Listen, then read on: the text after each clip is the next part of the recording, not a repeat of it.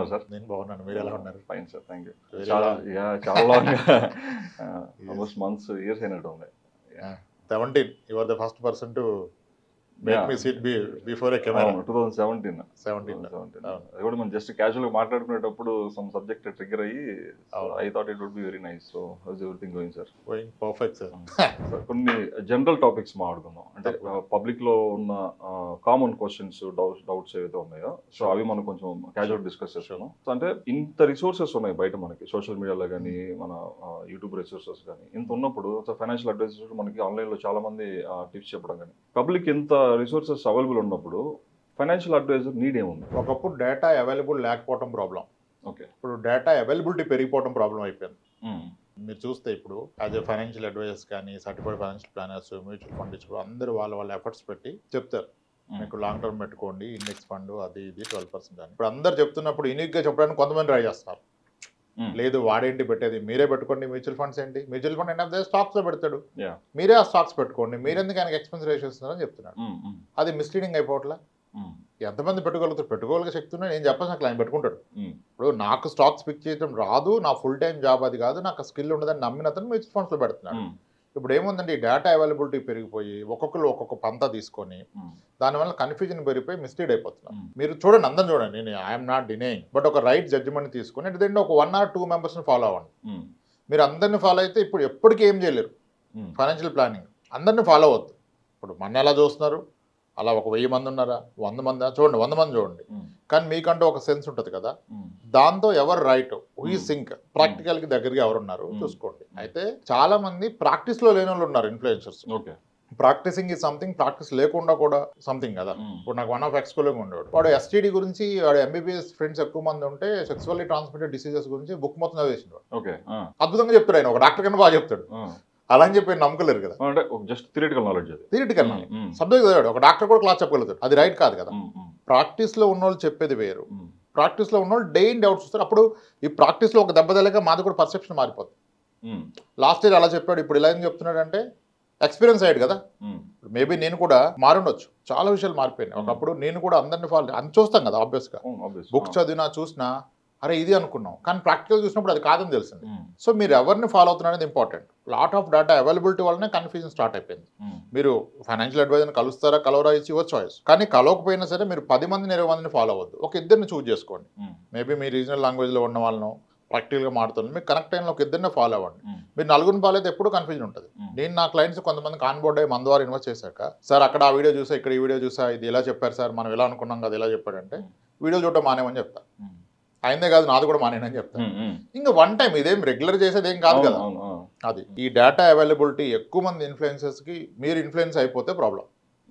Less influence follow అవ్వండి, 1 or 2 choose చేసుకోండి, వాళ్ళని ఫాలో అవ్వండి. అంతేగాని అందరినీ ఫాలో అయితే మాత్రం that's a waste of time, lot of confusion and analysis ఎక్కువ టైం పడుతుంది. Lot of analysis leads to paralysis అన్నట్టుగా పరిస్థితి అయిపోతుంది. ఇక్కడ కూడా ప్రాబ్లము, ఫాలో అయ్యేది కూడా అక్కడ మనకి ఎక్స్పర్టైజ్, దానికి సంబంధించిన అథెంటిక్ ఎలిజిబిలిటీ కూడా చూసుకోవాలి కదా, ఎవరిని ఫాలో అవుతున్నాం ఏంటనేది. ఇప్పుడు మీకు సోషల్ మీడియా ఇన్ఫ్లుయెన్సర్స్ వచ్చేసిన తర్వాత మీరు అన్నట్లు ఒక 4 వీడియోలు చూడడం, ఎక్స్పర్ట్స్ వీడియోస్ చూసిన తర్వాత, లేకపోతే ఒక 4 బుక్కులు చదువుతున్నాం, ఇంకొక 2 వీడియోలు చూస్తున్నాం. సో ప్రతి ఒక్కరు వాళ్ళ అడ్వైజులు ఇచ్చేస్తున్నారు బయట. సో ఫాలో అయ్యేటప్పుడు ఏ పారామీటర్స్ చూసుకొని ఫాలో అవ్వాలి మనం జనరల్గా? First thing we need to understand ఆ చెప్పే వ్యక్తి బిజినెస్ మోడల్ ఏంటి చూడండి. ఓకే, ఆయన business model tells it all. ఇప్పుడు నా బిజినెస్ మోడల్ ఏంటి, నాకు బిజినెస్ మోడల్ ఉంది, ఐఎమ్ రన్నింగ్ ఎ బిజినెస్. నా బిజినెస్ మోడల్ ఏంటి, I primarily give health insurance and term insurance to people where I make money, I make commission out of it. And the next I give mutual funds.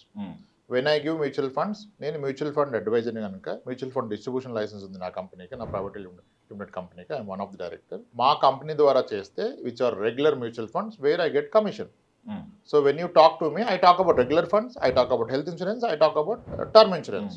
ఇప్పుడు వేరే ఆయన ఉన్నాడు, అతను only influencer, he will not meet, but how will he make money? It's not from just YouTube views నుంచి వచ్చే money కాదు. You will promote certain thing. You need to understand that. Certain product, certain company. Maybe ఒక broking కంపెనీని promote చేస్తాడు, కింద ఒక referral link ఇస్తాడు. He's making money out of that. I am making money out of this. దాంట్లో age మీకు right. Okay, మీరు అతను ప్రమోట్ చేసిన కొనొద్దు, మీరు జడ్జిమెంట్ చేసుకోండి. అంటే అందరికి బిజినెస్ మోడల్స్ ఉన్నాయి, ఇక్కడ ఎవరు సర్వీస్ చేయట్లా, very clear. In the process yes, ఎవరన్నా విని నేర్చుకొని మంచి జరిగితే హ్యాపీ అని నేను చెప్తాను. ఇప్పుడు నా ఛానల్కి ఇప్పుడు మన ఛానల్కి ఆర్పీఎల్ ఛానల్కి 30,000 సబ్స్క్రైబర్స్కే some people approach me sir మీరు పాలసీ ప్రమోట్ చేయండి ఇచ్చేయండి మీకు పర్ వీడియో ఎంత ఇస్తామని. I said no, I don't do, I promote my own products.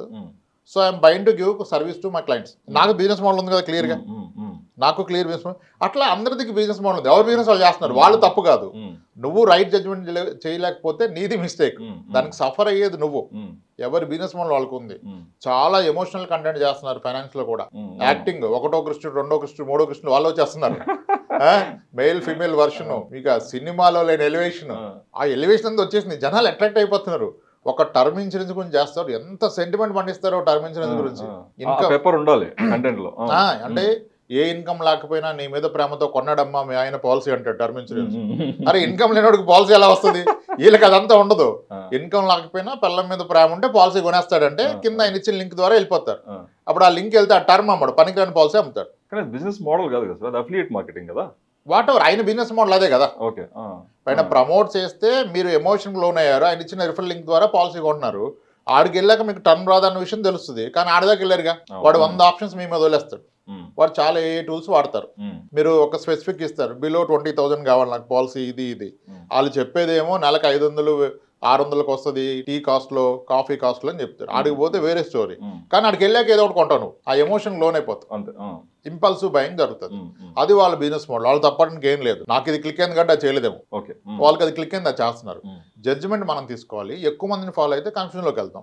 So 1 or 2 people choose చేసుకోండి, కలుస్తారా కలవరా secondary, but you follow limited people, not all. That's the problem. మీకు జనరల్ గా మీకు వచ్చే క్లయింట్స్ డిఫరెంట్ ఏజ్ గ్రూప్స్ ఉంటారు. 25, 30, 35, 50, so different age 85 అంటే end of the life ఆ టైంలో వచ్చే వాళ్ళు ఉంటారు. మీకు ఒక్కొక్కరిది ఒక్కొక్క నీడ్ ఉండొచ్చు. ఒకవేళ ఇనిషియల్ గా ఒక 20 to 25 years of age person first job start చేసేటప్పుడు మీరు ఏం సజెస్ట్ చేస్తారు? అంటే ఎటువంటి ఫైనాన్షియల్ ప్లానింగ్ అనేది సజెస్ట్ చేస్తారు ఆ పర్టికులర్ ఏజ్ గ్రూప్ పర్సన్ కి? సార్ ప్రాక్టికల్ గా చూస్తే వేరు ఉంటుంది, బై బుక్ వేరు ఉంటుంది. ఇప్పుడు 25 years పర్సన్ నా దగ్గరకు వస్తే మోస్ట్లీ రారు. ఫస్ట్ ఆఫ్ ఆల్ రారు, వాళ్ళ పేరెంట్స్ తీసుకొస్తారు. వాళ్ళ పేరెంట్స్కి ఆ నాలెడ్జ్ ఉంటే తీసుకొస్తారు. 25 years ఎప్పుడు ఫైనాన్షియల్ ప్లానింగ్ రారు. వస్తే I will try to understand ఈయన ఎడ్యుకేషన్ క్వాలిఫికేషన్ ఏంటి, ఇతను చేస్తున్న జాబ్ ఏంటి, ఈయనకి రిక్వైర్డ్ స్కిల్ సెట్ ఉందా, జాబ్లో సస్టైన్ అవుతాడా. ఫైనాన్షియల్ ప్లానింగ్ అంటే ఇన్వెస్టింగ్ మనీ కాదు, ప్లానింగ్ యువర్ లైఫ్ కదా. అసలు ఫస్ట్ దూకొద్దు. 25 years అతను ఇన్వెస్ట్ చేయొద్దు, డబ్బు ఇన్వెస్ట్ చేయొద్దు, ఆయన మీద ఆయన ఇన్వెస్ట్ చేసుకోవాలి. నీకు ఎడిక్వేట్ స్కిల్ ఉందా, సస్టైన్ అవుతావా, అవ్వకపోతే స్కిల్ పెంచుకో, నీ మీద నువ్వు ఇన్వెస్ట్ చేసుకో ఫస్ట్. ఇప్పుడు 25 yearsకి నేను ఎంబీఏ ఫ్రెషర్, నాకు వచ్చిన శాలరీ 2.4 lakhs ప్యాకేజ్లో జాయిన్ అయ్యా. ఈ లోయర్ ప్యాకేజ్లో ఎవడైనా జాయిన్ అవ్వచ్చు. హైదరాబాద్లో రోజుకి 10 ఇంటర్వ్యూలు ఉంటే ఎక్కడ పోయినా ఆఫర్ లెటర్ వస్తుంది. దాంట్లో జాయిన్ అయ్యి నాకు జాబ్ వచ్చింది ఇన్వెస్ట్ చేస్తుంటే తప్పు. అది సస్టైన్ అయ్యే జాబ్ కాదు. నీకు కెరియర్ గ్రోత్ ఉండే కంపెనీయా, దానికి రిక్వైర్డ్ స్కిల్ సెట్ నీ దగ్గర ఉందా, లేకపోతే నువ్వేం స్కిల్ సెట్ ఎక్వైర్ చేయాలి, కాంపిటీషన్కి ఎలా నువ్వు రెడీ అవుతావు. అప్పుడు ఆ డబ్బు నీ మీద ఇన్వెస్ట్ చేసుకోవాలి. లేదురా ఎవడో చెప్పాడు ఫైనాన్షియల్ ఇన్ఫ్లుయెన్సర్ నీ ఫస్ట్ సాలరీలో 30% ఇన్వెస్ట్ చేయాలని చెప్పి 6,000 నెలకి వేసే పెట్టాడు అనుకోండి, నేను మిగిలిన 12,000 ఏమైంది, సరే చొక్కా కూడా కొనుక్కోడు, అంటే ఇంటర్వ్యూ పోతే కూడా సెలెక్ట్ అవ్వడు కదా. సో ఇది పర్సన్ టు పర్సన్. బట్ నేను అనేది యంగర్ ఏజ్లో మీరు ఇన్వెస్ట్మెంట్ కన్నా invest in yourself, improve your skills, be ready for the competition. ఇప్పుడు నీ ఏజ్ గ్రూప్లో అట్లీస్ట్ నీ కాలేజీలోనో నీ స్కూల్ మేట్స్ సేమ్ నీ బ్యాచ్మేట్స్ ఉంటారుగా, ఎవడు హైయెస్ట్ ప్యాకేజ్ కొట్టాడు, నువ్వు 3 లక్షలు ఉన్నావు, వేరేవాడు 13 లక్షలు కొట్టాడు. డిఫరెన్స్ ఏంటి? వాడు ఇన్స్టిట్యూట్ బెస్ట్, నీ ఇన్స్టిట్యూట్ నార్మల్ ఇంజనీరింగ్ కాదు నువ్వు చదివావు. వాళ్ళ ఫాదర్కి ప్లానింగ్ ఉంది, ఆయన 30 లక్షలు పెట్టి ఏ అమృత విట్ ఎక్కడో చదివించాడు, Woxsen University whatever Karnataka ఎక్కడో ఏదో చదివించాడు. He has got that package not because his talent, it is because of his parents planning. నీ పేరెంట్స్ వీళ్ళకి పరిస్థితులు బాగోక ఈయన నార్మల్ చదివించాడు, బట్ ఆయన కంటే ఈయన గొప్పడు, ఈయనకి ఏమీ లేకపోతే నేను చదివించాడు. ఇప్పుడు ఆయనకి ఎందుకు వచ్చింది, నువ్వు ఏ స్కిల్ ఎక్వైర్ చేస్తే ఆయనకి ఈక్వల్గా వెళ్తావా అని దాని మీద ఫోకస్ చేయాలి. కానీ అదులేసి నాకు వచ్చి 20,000లో 6,000 పెడతాను నెలకి, మీరు చెప్పండి ఎంత పెట్టాలంటే తప్పది. సో నా ఫస్ట్ అండర్స్టాండింగ్ ఏంటంటే ఇప్పుడు 23-25 ఏళ్ల వయసులో మీకు మ్యారేజ్ అవ్వలేదు, సో నువ్వు లిమిట్లెస్గా ట్రావెల్ చేయొచ్చు. నువ్వు ఉన్న ఇంటికి ఎంత దూరంగా ఉంటే అంత బాగా గ్రో అవుతావు. ఫస్ట్ మనోళ్ళు ఏమో నా ఫ్రెండ్స్ అంతా ఎస్ఆర్ నగర్ ఉంటారు, అమీర్పేట, నేను అక్కడే ఉంటా. నా ఫ్రెండ్స్ 3 దిల్సుఖ్నగర్లో ఉంటే ఇటు దిల్సుఖ్నగర్లో ఉంటాడు. ఫ్రెండ్స్కి 3 18,000 ఉంటే నేను 15,000 వస్తుంది. 3 కలిసి 20,000కి ఎప్పుడు గ్రో అవుతావని కళ్ళగా అంటారు. అది కాదు కదా. నీ యంగ్ ఏజ్లో నీకు బాధ్యతలు ఉండవు కాబట్టి నువ్వు ఎంత దూరంగా వెళ్తే అంత ఎక్కువ నేర్చుకుంటావు. You will grow because when you learn new things, అప్పుడే గ్రో అవుతావు కెరియర్లో. నువ్వు కొత్త ప్లేస్లకు వెళ్తే నీకు కొత్త టెక్నాలజీ వస్తుంది, కల్చర్ తెలుస్తుంది, పీపుల్ తెలుస్తుంది, కమ్యూనికేషన్ పెరుగుతుంది, నీకు ఎక్స్పోజర్ వస్తుంది. ఇప్పుడు 25 ఏళ్ళకే హైదరాబాద్లో ఉండి ఆపర్చునిటీ బెంగళూరులో ఉండి ముంబైలో ఉండి ఇటు దూరం వెళ్ళిపోవాలి. ముంబై వెళ్ళి నలిగాడు అనుకోండి, కెరియర్ స్టార్టింగ్లో 3 ఏళ్ళు హిందీ పిక్ చేస్తాడు, ఇంగ్లీష్ పిక్ అక్కడ తెలుగు రాదు కదా, వీడికి వచ్చినట్టు హిందీ ఇంగ్లీష్ వస్తుంది. అంటే అక్కడ కల్చర్ తెలుస్తుంది. నా క్లయింట్స్ కొంతమంది షాక్ అయిపోతారు, సార్ నా పక్కన కూర్చునేవాడు, అంటే సీనియర్స్ 25 years old కాదు సార్, అటు రోజు నా పక్కన ఉంటాడు, ఆడి శాలరీ నా శాలరీ సేమ్ సార్, ఆడిది 220 నాది 230. వాడు మొన్న నేను చూసా వాళ్ళ ఫ్రెండ్స్తో మాట్లాడుతున్నాడు ఈవినింగ్ కూర్చున్నప్పుడు సిట్టింగ్లో, వాడు ఒకడు మొబైల్ ఫోన్ తీసి వాడు మ్యూచువల్ ఫండ్లో 14 lakhs ఉందా, 14 crore ఉందన్నాడు సార్. 14 crore ఏంటి సార్ మ్యూచువల్ ఫండ్, వాడిది నా సార్ ఎలా అయింది సార్ అంటే, అప్పుడు ఇది అడిగాడంట, మీ ఫాదర్ ఇచ్చాడు, లేదు నా శాలరీ అన్నాడంట. ఎలా పాసిబుల్ సార్ ఈ శాలరీ అంటే, వాళ్ళకున్న అవేర్నెస్ వేరు, ఆయన గుజరాత్, సో వాళ్ళకి అవేర్నెస్ ఉంది కదా, ఫస్ట్ సాల్ నుంచి ఇన్వెస్ట్ చేస్తున్నాడు. వాళ్ళు చాలా ప్లాన్ ఉంటారు. అప్పుడు ఈయన మొత్తం అర్థం చేసుకున్నాడు అసలు ఏంటి వీడి లైఫ్ స్టైల్ ఏంటంటే, వాళ్ళు 6 cousins ఒకే ఇంట్లో ఉంటారంట ముంబైలో. వాళ్ళకి సెంట్రలైజ్డ్ కిచెన్ ఉంటుంది, కిచెన్ లో కుక్ ఉంటాడు, వీళ్ళు ఆర్డర్ చేసి దాన్ని తెచ్చి పెడతాడు. లాండ్రీ ఎంత కామన్, హాల్ ఉంటుంది. వీకెండ్కి ఎటు పోవాలో 6 ఫ్యామిలీలు గ్రూప్ లో పెట్టుకుంటారు, ఎవరు ఇంట్రెస్ట్ ఉంటే అందరు కలిసి వస్తారు, లేదంటే మళ్ళీ ఎవరి ద్వారా చూసుకుంటాడు. ఎఫెక్టివ్ కాస్ట్ తగ్గింది, బెటర్ లైఫ్ లీడ్ చేస్తున్నారు. అక్కడ చాలా కమర్షియల్ ఉంటుంది, ప్లానింగ్ ఉంటుంది, ఒకటి పని కోసే చేయదు. అది ఇక్కడ ఉంటే ఎప్పుడు వస్తుంది, మనకు ఆ కల్చర్ లేదు కదా, మన దగ్గర ఇన్వెస్ట్మెంట్ కల్చర్ లేదు కదా. మనకి ఎంతవరకు కొన్ని రోజులు ఆటోనే పెడతాం, పొలం కొన్నావా, స్థలం కొన్నావా, గోల్డ్ కొన్నావా, పిల్లోడికి ఎంత కట్టావో పాలసీ అంటాం. అక్కడ అలా కాదు, వాళ్ళు ఇన్వెస్ట్ చేస్తున్నారు. ప్యానిక్ అసలు వాళ్ళు ప్యానిక్ అవట్లా. వీడికి 14 కోట్లు చూసి కళ్ళు తిరిగిపోయినానికి, రోజు పక్కన కూర్చుని వాడు ఎప్పుడు మాట్లాడలేదు, ఇప్పుడు కూడా బై మిస్టేక్ మాట్లాడు. అప్పుడు ఈయన అర్థం చేసుకున్నాడు. అంటే ఈ నాలెడ్జ్ ఎప్పుడు వస్తుంది, when you go away from the రొటీన్కి దూరంగా వెళ్తే వస్తుంది. ఇక్కడ నుంచి ఎంత దూరంగా వెళ్తే కెరీర్లో అంత గ్రో అవుతాం. ఒకసారి నేను ఆర్మేనియా వెళ్ళాను, అటు ఎక్కడో ఒక రిమోట్ లొకేషన్ మనం తీసుకెళ్లారు.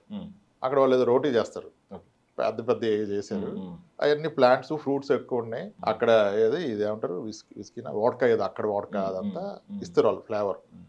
అరే ఇందిరఫెల్ లైఫ్ ఎంత కూలు, అంత ఫామ్ అంటే దూరంగా ఫామ్లో ఒక్కరోజు పని చేస్తున్నాడు. అక్కడ నుంచి ఒక 200 meters లో. వాడు ఎందుకు మనం లోకల్ అనిపిస్తే వెళ్ళా, కరీంనగర్ నుంచి వచ్చి పనిచేస్తున్నా సార్ అన్నాడు. కరీంనగర్ కుర్రోడు ఇక్కడ పనిచేస్తున్నా సార్, ఆర్మేనియాలో. ఎంత ఇస్తారు బాబు నీకన్నా? సార్ ఫుడ్ రోజు మందు ఇక్కడ ఇది ఇస్తారు, వాళ్ళే చేస్తారు, అది ఇస్తారు. మంత్లీ మన ఇండియన్ కరెన్సీలో 80,000 వస్తుంది సార్ అన్నారు. పొలంలో పనిచేసేవాడికి 80,000 ఇండియాలో వస్తా. ఇలా చాలా ఆపర్చునిటీ చాలా కంట్రీస్ లో ఉన్నాయి, కానీ ఎంతమంది ఎక్స్ప్లోర్ చేస్తారు? సో నువ్వు ఇంటికి దూరంగా వెళ్తే విషయాలు తెలుస్తాయి. ఆలోచన కూడా రాదు. ఏమి చదువుకోని వ్యక్తి దూరంగా వెళ్తే గ్రో అయ్యాడు, చదువుకున్నాడు వెళ్తే గ్రో అవుతాడు. ఇప్పుడు చాలా మంది ఎన్ఆర్ఐ ఉన్నారు, ఇప్పుడు ఎన్ఆర్ఐలు ఎక్కువ చంపేస్తున్నారు, ఇక్కడ చేసేది తక్కువ చంపేస్తున్నాడు. అట్లానే ఎన్ఆర్ఐలు వీళ్ళకంటే టాలెంటెడా కాకపోవచ్చు most of the case, because the place they moved, exposure వచ్చింది కదా. ఇప్పుడు సేల్స్ లో కూడా హైదరాబాద్లోనే కెరీర్ స్టార్ట్ చేసి హైదరాబాద్లోనే మేనేజర్ అన్ని అయినోడి కన్నా, ఎవడైతే కెరీర్ స్టార్టింగ్లో కర్ణాటక పోయిండు, కేరళ పోయిండు, ఇదంతా తిరిగినోడిని రేపు ఇచ్చినప్పుడు వాడిని సౌత్ హెడ్ కింద ఈజీగా ఎలివేట్ చేస్తారు. ఈ నో ది కల్చర్, ఈ నో ది మార్కెట్, ఈ నో ది కమ్యూనికేట్ అని ప్రమోట్ చేస్తారు. పుట్టిన దగ్గరే పెరిగి ఇక్కడే జాబ్ చేస్తా అంటే కెరీర్లో గ్రోత్ రాదు. నీకు విపరీతమైన అవసరం ఉంటే చేసుకో, అప్పుడు నీకు సంపాదించడం ముఖ్యం కాదు కదా. నీకు సంపాదన ముఖ్యమైతే నీకు వచ్చే ఈరోజు సంపాదన సరిపోయినప్పుడు దాన్ని ఇన్వెస్ట్ చేయకు. సంపాదన పెంచుకోవడానికి ఏం కావాలో దానికి ఇన్వెస్ట్ చేయి, నీ మీద నువ్వు ఇన్వెస్ట్ చేసుకో. చాలా మంది ఒక ఎక్స్పీరియన్స్ వచ్చినాక ఐఏబీలో ఐఎస్బీలో ఎక్కడెక్కడో డిప్లొమా కోర్సులు చేస్తారు, ఎడ్యుకేషన్ లోన్ తీసుకొని 8 lakhs 12 lakhs 12 లక్షలు 14 లక్షలు పెట్టి కోర్స్ చేస్తారు. అవి చాలా వెళ్ళిపోతాయి వాళ్ళకి, సివిలో అదే రిజ్యూమ్లో అది యాడ్ అవగానే షార్ట్ లిస్ట్ అవుతాడు కదా. నువ్వు కెరియర్ స్టార్టింగ్ లో కెరియర్ మీద ఫోకస్ చేయి, ఇంప్రూవింగ్ యువర్ ఇన్కమ్ ఫోకస్ చేయి. ఒకవేళ అప్పుడే నేను ఐఐటి ఫ్రెషర్ సార్ నాకు 28 lakhs ప్యాకేజ్ వచ్చింది, ఐఎమ్ వెల్ ఆఫ్ అంటే you start investment, your eligible to invest. But లేదు సార్ నాకు వచ్చే 30,000 నాకు సరిగ్గా తినడానికి సరిపోదు సార్, బట్ స్టిల్ ఇన్వెస్ట్ చేస్తుంటే తప్పు. ముందు మీకున్న ఇన్కమ్ నుంచి మీరు బయటికి రావాలి. యంగ్స్టర్స్ 25 years, ఎందుకంటే ఇప్పుడు డిలే చేస్తే 30 తర్వాత ఇంకో మార్చలేవు. ముందు నువ్వు రీలోకేట్ కాలేవు 30 తర్వాత. భార్య పిల్లలు వచ్చేస్తే అంత ఈజీ కాదు. నువ్వు ఇండియా వదిలిపోవటమో ఈ స్టేట్ వదిలిపోవటం, వేరే దగ్గర ఉంటాం, వాళ్ళు మాకు క్లైమేట్ పర్లేదు, మేము ఉండం, మాకు బోర్ కొడుతుంది, ఇక్కడ ఎవడు మాట్లాడే అన్నీ వస్తాయి. నువ్వు యాజ్ ఎ బ్యాచులర్ ఉన్నప్పుడే ఎక్స్ప్లోర్ చేయాలి. ఫ్రెండ్స్ తోనే ఉంటా కదలంటే కష్టం. నీ స్కిల్ పెంచుకో, క్వాలిఫికేషన్స్ పెంచుకో, ఎక్కువ ఎక్స్పోజ్ తీసుకో. For that you need to travel, you need to stay away from house.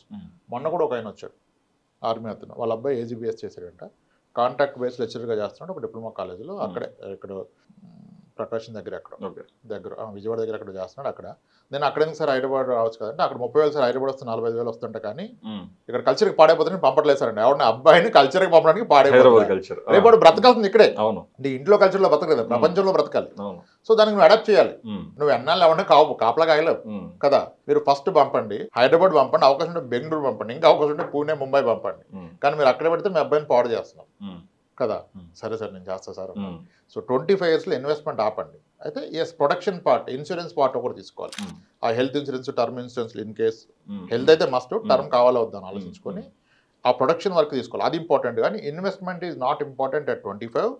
In case మీకు సరిపడా ఇన్కమ్, డీసెంట్ ఇన్కమ్ లేకపోతే ఆ ఇన్కమ్ పెంచుకోవడానికి కావాలన్న స్కిల్ సెట్ గురించి ఇన్వెస్ట్ చేయండి. కానీ డైరెక్ట్గా ఇన్వెస్ట్మెంట్ పెడతా, స్టాక్స్ కొంటా, మ్యూచువల్ ఫండ్స్ కొంటా, పాలసీలు కడతా అవసరం లేదు. 25 years it is investing yourself is most important at 25, not in instruments. Yes sir.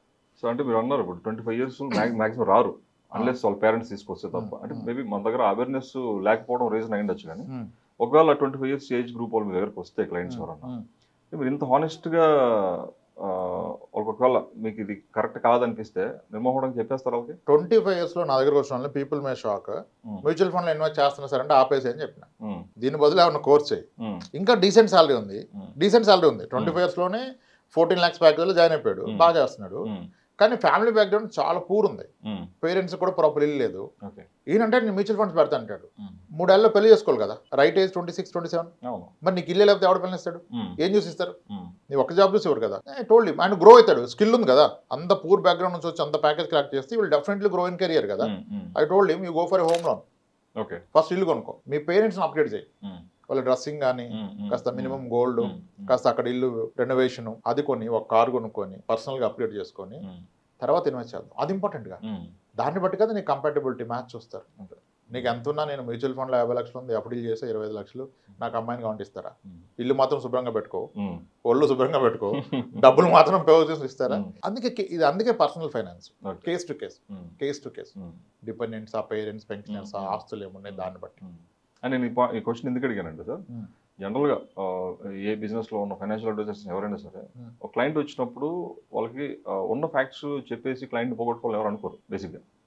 మీ కేసులో మీరు చెప్పినట్టు ఒక 25 years పర్సన్ వచ్చి ఇది మీకు సెట్ కాదనుకున్నప్పుడు మీరు చెప్పేస్తే మీ క్లయింట్ పోతున్నాడు కదా. అక్కడ క్లయింట్ పోతున్నాడు కాదు, మోస్ట్ ఆఫ్ ద కేసెస్ బయట జరుగుతున్నది నేను అంటున్నా. మనం we're doing a plan for ఇది లైఫ్ టైం ప్లాన్ చేస్తున్నాం, ఈ రోజు కాదు కదా. అదే క్లయింట్ ఈ రోజు నేను పోగొడతాయి ప్రాక్టికల్గా, నా ఇన్నర్ ఫీలింగ్. నేను ఇప్పుడు ఆయన కరెక్ట్ గైడెన్స్ ఇస్తే రేపు క్లిక్ అయితే, రేపు ఆయన క్రాక్ చేస్తే మంచి ప్యాకేజ్, ఈ రోజు పెడితే 5,000 ఎస్ఐ పెడతాడు, ఇంకా అది పెరగదు. రేపు భార్య పిల్లలు వస్తే దాన్ని 3,000 చేస్తాడు సార్ టైట్ అన్నారు. అదే కెరీర్లో గ్రో అయితే రేపు నా దగ్గర 30,000 చేస్తాడు సార్, తర్వాత 50,000 చేస్తాడు, ₹1,00,000 చేస్తాడు. I make more money. I look at a client as the life time ఇతని సైకిల్లో నాకు ఎంత ఇన్కమ్ వస్తుంది చూసుకుంటా. వన్ టైం చూడడం, ట్రాన్సాక్షనల్ కాదు, లైఫ్ టైం వాల్యూ ఎంత చూసుకుంటా క్లయింట్ని. అందుకే నేను క్లయింట్ని తీసుకొని కూడా అంటే తక్కువ ఇన్వెస్ట్మెంట్ పెట్టి తీసుకోవడం కూడా ఆపేస్తాం. మన బ్యాండ్ పెట్టి సరిపోదు కదా, ఎందుకు తీసుకొని ఇబ్బంది పెట్టాం. చాలా మంది ఉన్నారు మార్కెట్లో మనకంటే గొప్ప సర్వీస్ ఇస్తారు. అంటే వాళ్ళు జస్ట్ స్టార్ట్ చేశారు ప్రాక్టీస్, క్లయింట్స్ లేరు. ఇప్పుడు ఎవరు వచ్చినా ఎక్కువ టైం స్పెండ్ చేస్తారు, మనం ఆ టైం స్పెండ్ చేయనప్పుడు ఎందుకు తీసుకోవడం ఉందని. అట్లా ఇదే ఏజ్ గ్రూప్ ఒక 35 years అరౌండ్ ఉన్న ఏజ్ గ్రూప్ ఒక కిడ్ ఉన్నారు అనుకోండి, ఒక కపుల్ 35 years ఏజ్ గ్రూప్ ఒక కిడ్ ఉంటే వాళ్ళకి ఏ టైప్ ఆఫ్ ఫైనాన్షియల్ ప్లానింగ్ అంటే వాళ్ళు ఏం కన్సిడర్ చేయాలి ప్లాన్ చేసుకోవాలనుకుంటే? 35కి దెబ్బలు తగిలిపోతాయి, ఓకే పళ్ళు ఉడతాయి, అయిపోయింటుంది అప్పటికి ఆల్రెడీ. అంటే ఫైనాన్షియల్ గా మిస్టేక్ చేస్తే 35కి ఫస్ట్ పళ్ళు ఉడతాయి. అంటే ఏం తప్పు చేసాడో అర్థమైంది. అంటే 35 వచ్చి 1 or 2 కిడ్ ఉంటే, ఒక డెంగ్యూ ఫీవర్ వస్తే, అంటే ఆయన కనుక కంపెనీ ఇన్సూరెన్స్ లేకపోతే దానికి 1,80,000 ఖర్చు అయితే అమ్మది అమ్మ దెబ్బేసాడు అనుకుంటాడు కదా. అట్లా కొన్ని ఒక మెచ్యూర్డ్ అండర్స్టాండింగ్ స్టార్ట్ అయ్యింది 33, 34కి. వైఫ్ వస్తే చాలా విషయాలు తెలుస్తాయి కదా, కిడ్ వస్తే ఇంక ప్రపంచం తెలిసిపోతుంది కదా. వాళ్ళ ఎక్స్పెక్టేషన్ ఏంటి, ఈయన కెపాసిటీ ఏంటి. సో కొంచెం స్టేబుల్గా ఉంటారు. అప్పటికి మోర్ ఆర్ లెస్ ఇన్వెస్ట్మెంట్ చేస్తారు. That is very easy. అంటే అవి కంపేర్ చేసి చెప్పొచ్చు ఆయనకి, బ్రదర్ మీరు ఇది పెట్టారు కదా, ఎంత పెరిగింది అంటే ఇది ఎంత % పెరిగింది, పర్పస్ ఏంటి. అప్పుడు ఒక ఐడియా వస్తుంది. నెలకి 40,000 లేకపోతే హైదరాబాద్లో బ్రతకలేము, సొంత ఇల్లు ఉన్నా అనే విషయం తెలిసిపోద్ది. నిజమే సార్, 42 కల్లా మనకి ₹1,00,000 అయిపోద్ది ఖర్చు అంటే పక్కా కదా. ఆయనకి గైడ్ చేయడం చాలా ఈజీ. అప్పటికి ఏమవుద్దంటే 35లో టిపికల్గా హెల్త్ ఇన్సూరెన్స్ తీసుకోకపోతే హిట్ అవటం కానీ, లేకపోతే తీసుకున్న పాలసీ రిజెక్ట్ అవటం కానీ ఒకసారి, లేదా ఈ లోపు ఏమన్నా డయాబెటీస్లు, థైరాయిడ్లు, ఎక్కువ లేడీస్కి ఏమో ప్రెగ్నెన్సీలో వస్తాయి థైరాయిడ్లు, బీపీలు, అవి కొంతమందికి మళ్ళీ పోవు కదా. అప్పుడు కొంచెం వాళ్ళకి అండర్స్టాండింగ్ వస్తుంది. అప్పుడు దాకా ఏంటంటే మాకేమైంది హెల్దీగా ఉన్నాం అనుకుంటారు. 35లో అటు ఇటు తగులుతాయి కదా. ఇప్పుడు వీళ్ళకి కాకపోయినా వీళ్ళ ఫ్రెండ్ వాళ్ళ వైఫ్కి ఏదో మేజర్ ఇష్యూ అయింది, వాడికి 8 లక్షలు అప్పయింది, ఇంకా అప్పుడు పరిగెత్తుకుంటూ వస్తారు. అప్పుడు అంటే మరీ కంప్లీట్ మెచ్యూర్డ్ కాదు కానీ fair understanding and all the things వస్తాయి. That is very easy to plan. అప్పుడు నేను ఫస్ట్ ఏం చేస్తానంటే, అప్పుడు ఎమోషన్ కూడా పెరిగిపోద్ది కదా కిడ్స్ మీద. First adequate health insurance for the entire family including his parents and in laws. Okay. అతను వాళ్ళకి ఒక్కతే కూతురు అయితే మరి రేపు వాళ్ళకి ప్రాబ్లం వస్తున్నవే కదా చూసుకోవాల్సింది. వాళ్ళకి, మీ తల్లిదండ్రులకి, మీ పిల్లలకి అందరికీ హెల్త్ ఇన్సూరెన్స్ సరిపడా తీసుకోండి. అది లేకుండా అసలు ఏం చేయదు. తర్వాత ఈయనకి ఏమీ ఆస్తులు లేకపోతే పొరపాటు నేను పోతే మళ్ళీ ఫ్యామిలీ బ్రతకడానికి డబ్బులు ఉండవు కాబట్టి టర్మ్ ఇన్సూరెన్స్. ఈ రెండు ఉన్నాక వీళ్ళు try to make them realise, బాబు నీ కూతురు స్కూల్కి వెళ్తుంది కదా, నీ కొడుకు స్కూల్కి వెళ్తున్నాడు కదా, ఇప్పుడు ఎంత అవుతుంది ఫీజు అండ్ నేను 1,10,000 కడుతున్నా, 80,000 కడుతున్నా, ఎవరి స్థాయిని బట్టి వాళ్ళు 4 లక్షలు కట్టేవాళ్ళు ఉన్నారు. ఎంత కడుతున్నాం సార్ అంటారు. మరి ఈ ఫీజు ఇలా పెరుగుతూ పోద్ది 10th, 11th, 12th వరకు. 12th తర్వాత అదే భయం వస్తుంది సార్. మా అక్కల పాపనే మొన్న జాయిన్ చేశారు సిబిఐటీలో, ర్యాంక్ తక్కువ వచ్చిందని 32 లక్షల మేనేజ్మెంట్ కూడా తీసుకుంటారు. మా ఎంపీ ఫోన్ చేస్తే 32కి ఇచ్చాడు సార్, సీట్ లేదన్నారు అంటాడు. మరి ఇప్పుడు చెప్పినన్న మీ అక్క కూతురికి ఇప్పుడు 30 అయితే నీ కూతురు ఇంకా ఫస్ట్ క్లాసే కదా, నీ కూతురికి ఎంత అయింది సార్? భయం వస్తుంది సార్, లెక్కలు ఆలోచించడానికి అంటాడు. అప్పుడు చెప్పొచ్చు 7 yearsకి డబ్బులు అయింది ఎడ్యుకేషన్ కాస్ట్. ఓకే. ఈ పాపకు 12 ఏళ్ళు ఉంది కాబట్టి ఇప్పుడు ఒక 30 ఉంటే 7 yearsకి 60, 12 years కల్లా ఆల్మోస్ట్ 1,10,00,000 అవుతుంది. ఇప్పుడు చెప్పండి సార్ ప్లాన్ ఏంటి? 1,10,00,000కి సహార్ నేను కట్టిన పాలసీ 22 లక్షలు వస్తుంది సార్. ఓకే. సంవత్సరానికి 50,000 కడుతున్నాం సార్, సరిపోదు కదా. అప్పుడు ఆయన ఈజీగా జడ్జ్ చేస్తాడు, సార్ ఇది కాదు సార్, మీరు instead of paying this policy ఇదే టైంలో ఏదన్నా ఒక మ్యూచువల్ ఫండ్ కట్టినా, worst fund not the best fund, అందరూ బెస్ట్ పిక్ చేసుకోలేదు కదా, ఇది కట్టినా మీకు ఇంత ఎక్కువ వచ్చేది సార్, ఇది ఏబుల్ టు జడ్జ్. సో ఇది అవ్వాలంటే తప్పదు సార్, మీరు 22,000 ఎస్ఐపి చేయాలి సార్, దీనికి 22,000 నాకు అవదంటే సొల్యూషన్ ఏంటి? నా చేతిలో ఏం లేదు, మీ శాలరీ పెంచుకోవాలి. You should look at other options. Salary పెంచుకుంటారా, ఏది కాదో ఒకటి ఏదో నమ్మి ఇప్పుడే పెడతారా, వన్ టైం పెడితే ఒక 18 లక్షలు పెడితే అయిపోద్ది. అది మెచ్యూర్ డిస్కషన్, ఈజీగా కన్విన్స్ అవుతారు. అప్పటికి లైఫ్ లో చాలా విషయాలు తెలిసిపోతాయి. పేరెంట్స్ కూడా పడిపోతాయి, పేరెంట్స్ కూడా 55-60కి వస్తారు కదా. మనం 35 అంటే మన పేరెంట్స్ ఒక 20 years పెద్ద చేసుకున్నా 55-56 you will able to judge it right. So అది కొంచెం ఈజీ ఉంటుంది, వాళ్ళు చేయటం చాలా ఈజీ. కరెక్షన్ చేయటమే ఇప్పుడు దాకా చేసిన అక్కడే కంపారిజన్ లో తెలిసిపోద్ది, ఏది రైట్ ఏది రాంగ్ ఎక్స్పీరియన్స్ తెలిసిపోద్ది కదా. ఈ 4 కలిపి కొడితే అర్థమైపోద్ది. అప్పుడు ఆయన ఈజీ కన్విన్స్ అవుతాడు, చాలా ఈజీ. 35లోనే వస్తారు క్లయింట్స్, 35, 36 కొంచెం 26లో పెళ్ళినోడు 34కి వస్తాడు, 30లో పెళ్ళినోడు రాడు, కొంచెం టైం పడుతుంది, 37, 38, 39కి వస్తారు. అది రైట్ అంటే అది వాళ్ళు రియలైజ్ అయ్యే ఆ టైంలో అది ఇంకా లాస్ట్ ఆపర్చునిటీ యాక్చువల్గా. అందుకంటే లేట్ అయితే ఫ్లైట్ టేక్ ఆఫ్ అవడానికి రన్వే సరిపోతుంది, రన్వే తక్కువైపోద్ది. 35కి ఆల్మోస్ట్ రైట్ రన్వే సైజ్ బాగుంటుంది టేక్ ఆఫ్, ఇంకా లేట్ అయిన కొద్దీ రన్వే తగ్గిపోద్ది, ఇంకా కాన్వర్ట్ సినారియోలో డేంజరస్ టేక్ ఆఫ్ అవ్వాల్సి వస్తుంది. 35 is critical age, 35 to 40 is more critical, 35 is right age. ఆ టైంలో చేసుకుంటే సేఫ్ గార్డ్ చేయొచ్చు rest of the life. Yes sir.